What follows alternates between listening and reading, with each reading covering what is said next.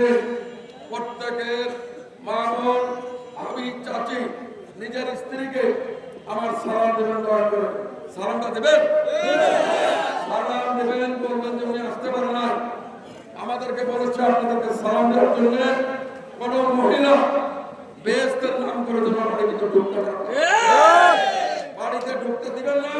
কোন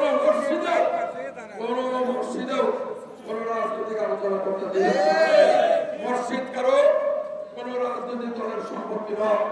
মসজিদ হচ্ছে আল্লাহর ঘর, পৃথিবীতে 200 কোটি মুসলমানের প্রার্থনা স্থল। এটা কোন রাজনৈতিক দলের স্থান। আপনারা যাত্রার এলাকায় মসজিদ পাহাড় করে আসরের পরে আর ফজরের পরে জন্য তালিম হচ্ছে করে আপনাদেরকে নিয়ে বসতে না পারে। তালিম মানে কিন্তু রাজনৈতিক সর্বনাশ। তালিম যারা মোহাম্মদ তারা কিসের তালিম দেবে? যাই হোক, আমার বক্তব্য দীর্ঘায়িত করবো না। আমি কালকে সকালে আসছি বিদেশ থেকে শরীফুল ভাই আমার কথা শোনা। আমি গতকাল সকালে লন্ডন থেকে ঢাকা আসছি, ঘুমাইতে পারি না, ওখানকার সঙ্গে 5-6 ঘন্টা ডিফারেন্স। আপনাদের এই মিটিংটাতে উপস্থিত থাকার জন্য আমি চলে আসছি। আমার কিন্তু অনেক বয়স হয়েছে আমার, তারপরে আপনাদের সঙ্গে দেখা করার জন্য আমি চলে এসেছি। আপনার অনেক লোক এখানে জমায়েত হচ্ছে। মিটিং এর জায়গাটা আরো বড় হতো, খুব সুন্দর হতো। এখানে যত লোক এসেছে এর অর্ধেক লোক বাজারের ভিতর জায়গাটার ভিতরে ঘুরে বেড়াচ্ছে।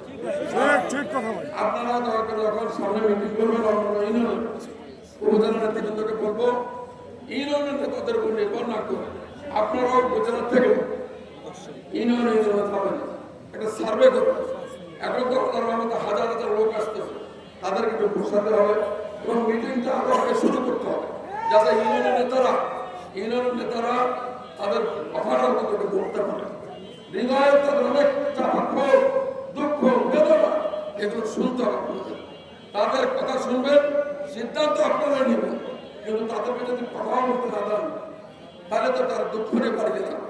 আমি আপনাদেরকে অনুরোধ করবো, আগামী যে মিটিংগুলো আছে প্রত্যেকটা মিটিং যেদিন হবে তার আগের দিন উপজেলা থেকে কমিটি পাঠাবেন, কোথায় মিটিং হচ্ছে সেটা আপনি সার্ভে করবেন।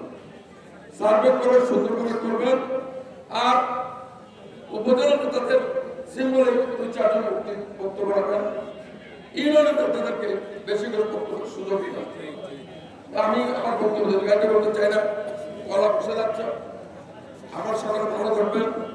আমাদের নেতা তারেক রহমান নভেম্বর মাসে দেশে